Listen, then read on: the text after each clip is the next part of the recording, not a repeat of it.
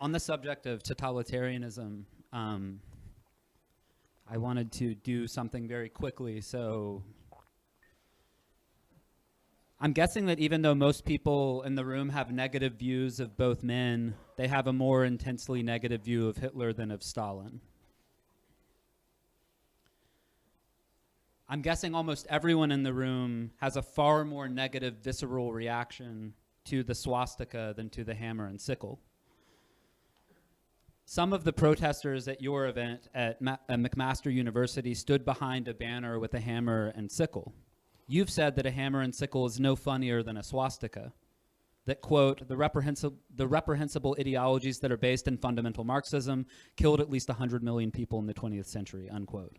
I've discussed this proposition with numerous people in recent months, and almost no one seems to buy it. No one disputes the body count under socialist regimes. Few dispute that Stalin was a vicious murderer, roughly on par with Hitler in moral terms. Most think that communism should not be tried again. In other words, they share your critique of the argument that previous communist experiments did not represent proper communism and that proper communism should be tried. Nevertheless, they still disagree with you that we should react as negatively to the hammer and sickle as we do to the swastika. Why? Because they say the two ideologies are not morally comparable. National Socialism is much worse morally than Marxism or Marxism-Leninism.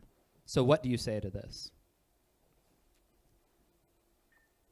Well, I would say the first thing is that it's highly probable that you were talking to intellectuals.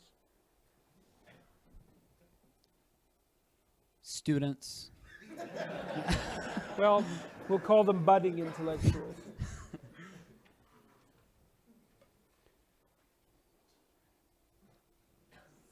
It is a mystery, you know. It is a mystery because it is the case that there is something about the Nazi doctrine that seems to have a visceral impact that the communist doctrine doesn't have.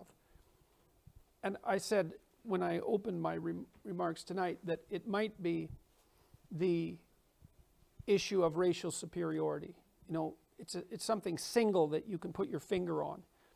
Whereas what's happening on the left that's horrifying is murky.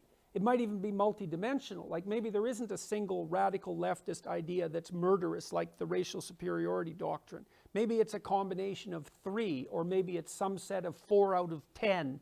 Who knows? So, and because of that, it doesn't seem as repugnant. And there was also a universalizing tendency among the communists that seemed to be less morally reprehensible than the ethno-nationalism of the Nazis. So, you know, you think, if you go back to 1914, it's complicated, but if you go back to, say, 1918, at the time of the Russian Revolution, it's not like the communists knew that their attempts to bring about the socialist utopia would be doomed to absolute murderous catastrophe, right? They were working in ignorance. Now, it's not that simple, because by that time Dostoevsky had already written The Devils, the Possessed, and he outlined very, very clearly what he thought would happen if people like that got the reins of power. And Nietzsche had done the same thing in his writing. So people knew that there was something toxic, let's say, and deadly about the doctrine, but it hadn't been played out on the world stage. But now it's like, well, this is why I said what I said at the beginning. Fine, you know, if I don't know exactly how to make the moral distinction, but it's a distinction that has to be made.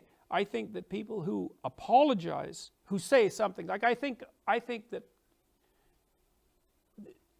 it's virtually, I don't know if it's as reprehensible to say that a given ethnic group should be consigned to the fire and to say that wasn't real communism, but they're damn close.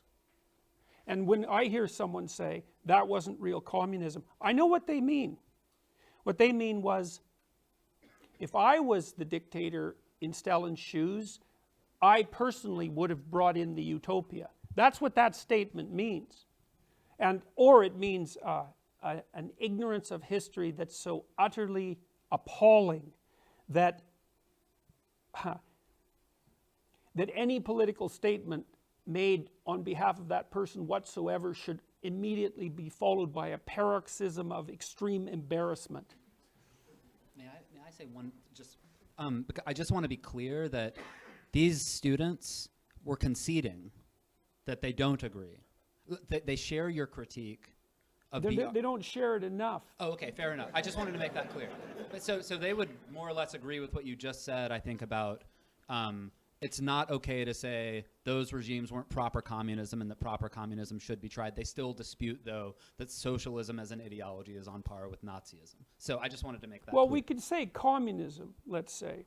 We could say radical leftist ideology. As I said already, there are reasons for the left and the right wing, right? The right wing stands for hierarchy and the left wing stands for those who are displaced by hierarchy, right? An endless problem.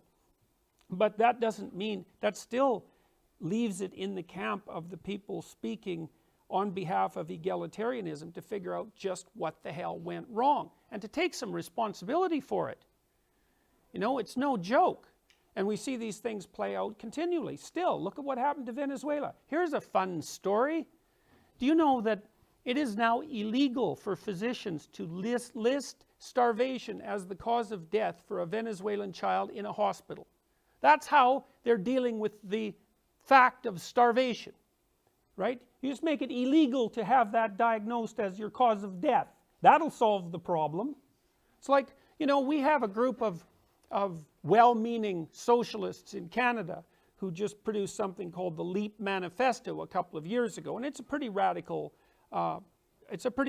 document. They're trying to move our socialist party, the NDP, New Democratic Party, towards the acceptance of this LEAP Manifesto, which doesn't look like it's going to happen. But they were all radical promoters of the Venezuelan government before everything went like badly sideways. You know, I think the average Venezuelan now has lost 17 pounds. And that's not because they were put on a voluntary dieting program, right? It's not good.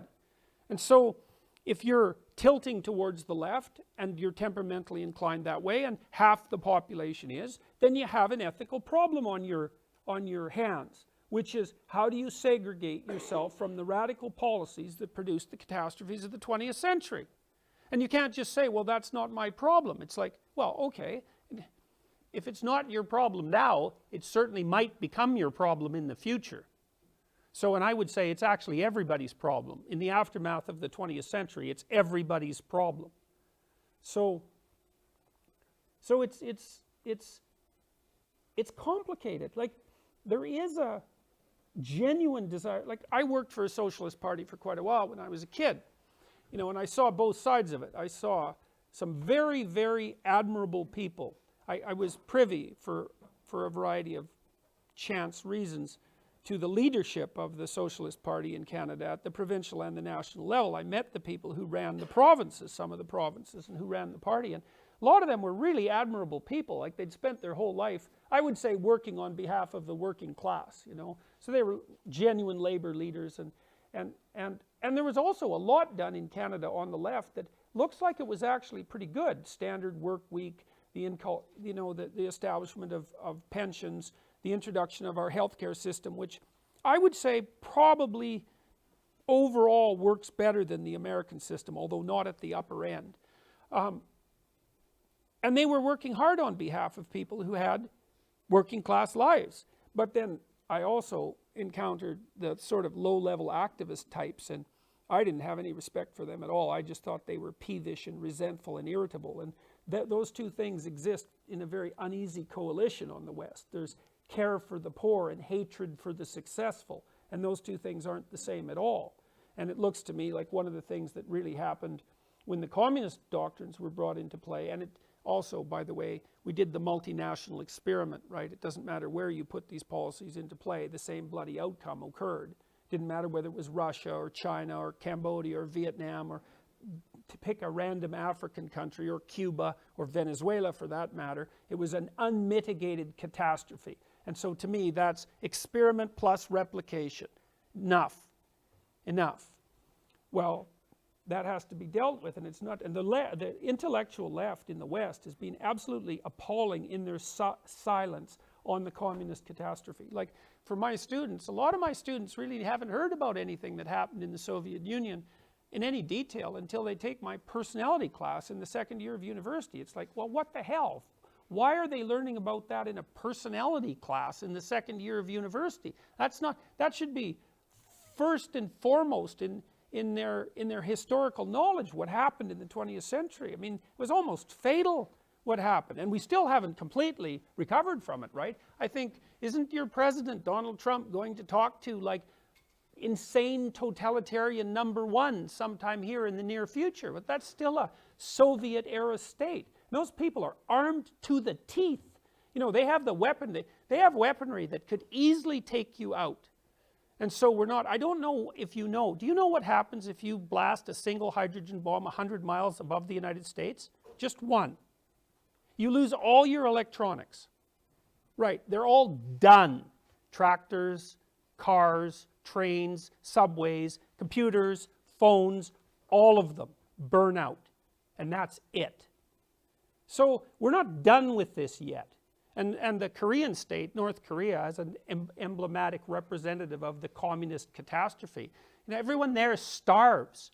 There's millions of people died 20 years ago. It's not got any better. So it's not like we solved this problem. And there's a deafening silence on the intellectual side of the spectrum with regards to what happened on the egalitarian left. And there's no excuse for it. So